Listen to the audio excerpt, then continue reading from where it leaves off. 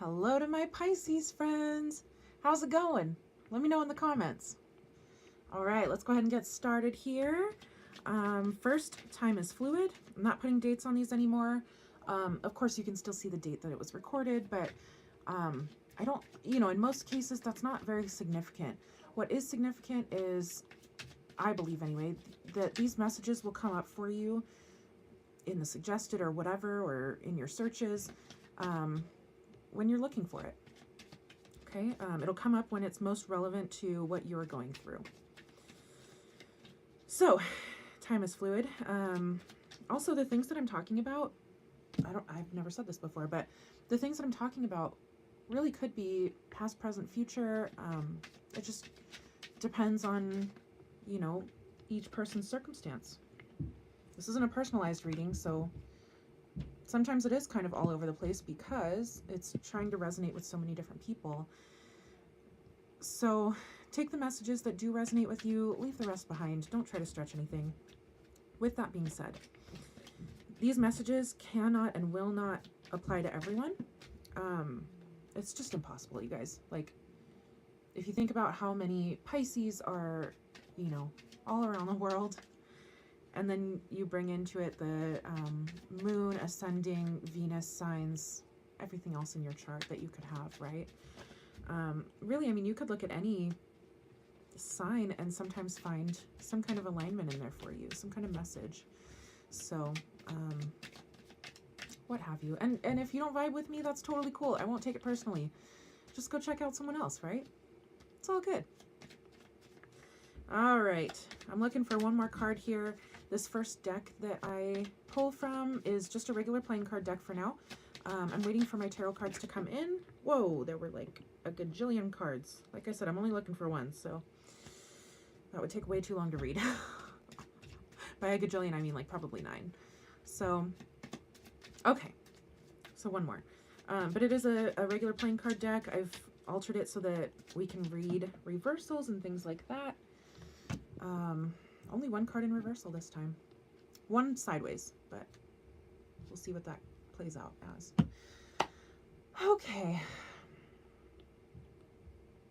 Very solid energy is what I'm feeling here. We start out with the King of Wands. He is in the reverse, but I feel like it's kind of minor. I see reversals most of the time as blocks. And yeah, it does feel pretty minor. Like, something that if you just put a tiny bit of work into will be just fine, right?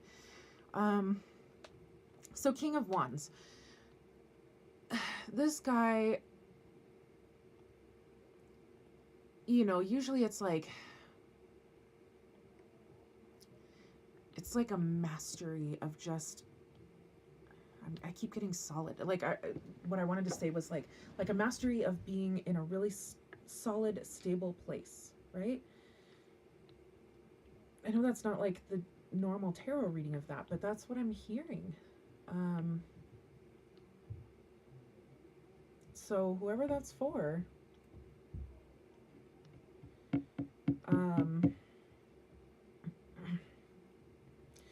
so what I'm also seeing is,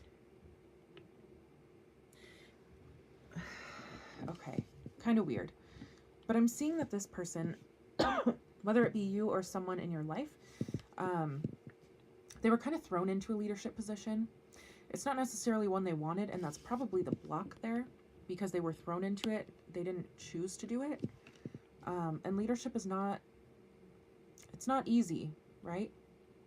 So it's like, I don't want to say they were unwilling, because obviously they took the position. So there was something in them that pushed them to take it, to accept it. But, someone else nominated them, or someone else put their hat in the raffle without even asking them if they wanted to be there, and I'm feeling like this person is really stressed out because of it. Like it's taking up a lot of their time and their effort, and they know that it's for the greater good, and they know that it's, it is a good thing overall, but they didn't ask for it. They didn't really want it. So it's like this person they're stuck in their own energy of like being negative about it. All you really have to do is just kind of change the perspective a little bit. You know, maybe come into a place where you are grateful for the opportunity. Whether it be just the general opportunity to serve others, to really make a change in this area. I don't know what it is. But changing your attitude to gratitude is a big key in life anyways, and I feel like that'll help you a lot here. Otherwise, you know, if that doesn't really quite vibe with you, it really is just changing your mindset about it, okay? You can be negative about it all you want, but all that's going to do is make you a less effective leader, make the experience overall a little bit more miserable, and it just brings you down, right? So you need to kind of just get out of that, okay? Flip the switch.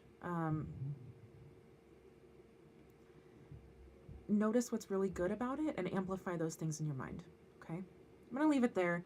You know what to do with that.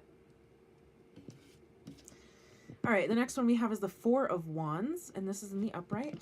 So, you know, with this one, it's like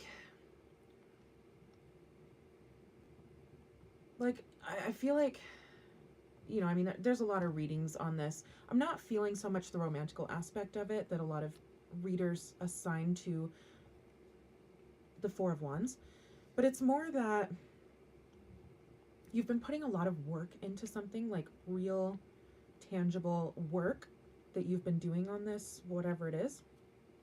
Again, I don't really feel romantic, so could be in a job. It could be within this leadership position of whatever you're doing, you know, something within your community. I don't know. But you've been putting a lot of work in, and it's like it created this really stable foundation for you to continue building on, okay? So let's dive more in. The Seven of Swords is the next one out. Now, this Seven of Swords feels heavy, and I feel like it comes back to this leadership thing. Like, it's a burden. You see it as a burden. Again, if you see it that way, it will continue to be that way, and the overall experience will just be terrible for you. Is that what you want? If it is, yeah, sure, keep trudging along. Keep trudging along. But if that's not what you want, and I imagine it's not, there are things that you can do to change it. So maybe the guidance area will tell us a little bit more about that, the guidance section of this reading. But for now, just know, you can change it anytime you want to. Next one out is Ace of Pentacles. Now, this signifies a new beginning, and I feel like it's separate and external from this other thing that we've been talking about. It's a new opportunity, maybe within your career, and it very well could be that leadership position. I'm not going to rule that out, because for some of you, that is what it is. And you just haven't seen the full opportunity that it is. So you are seeing it as a burden. Okay. But what this card is saying is there's so much more there. So again, flip your perspective. But again, like, you know, I'm going back to when I first started reading this card. It's not, I'm not feeling that for most of you, it's going to be along with that same thing. This is a completely separate opportunity. So yes, you were thrown into this leadership thing and you're doing it, and, you know, you need to flip the script in your head there to really be a good leader there. But this is separate. This is something and it doesn't have to be in your career.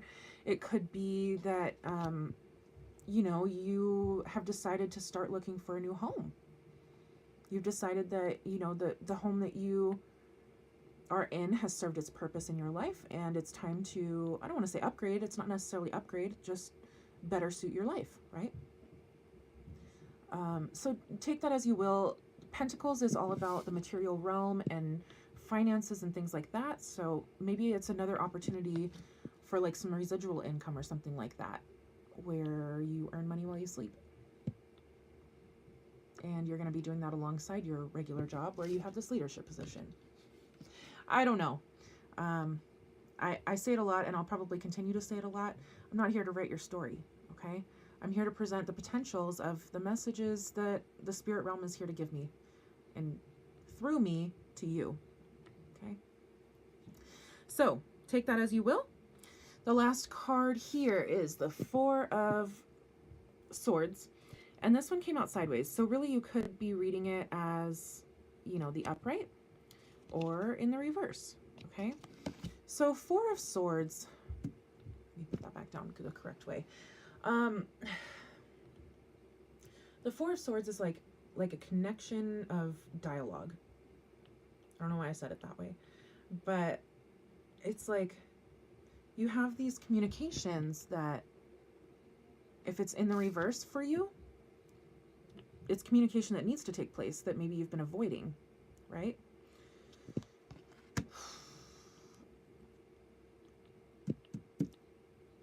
If it's in the upright though, it's like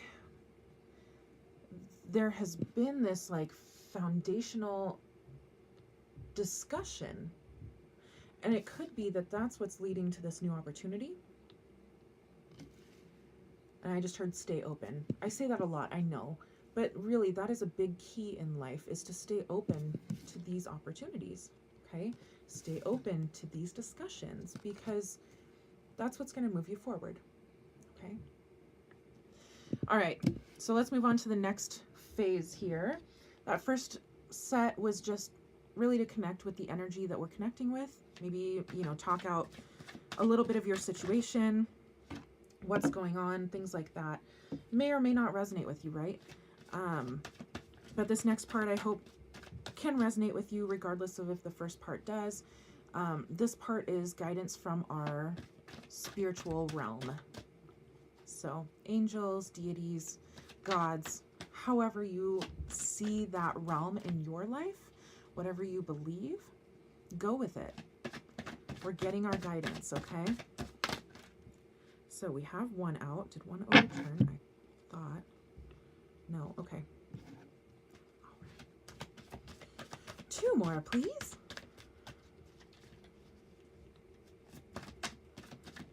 All right, there's one. Okay. Oh my goodness. Three. Okay. Yep. First one out is Nine of Ariel. This one says, your dreams are fulfilled. Hard work leads to great success. A love for the beautiful things in life.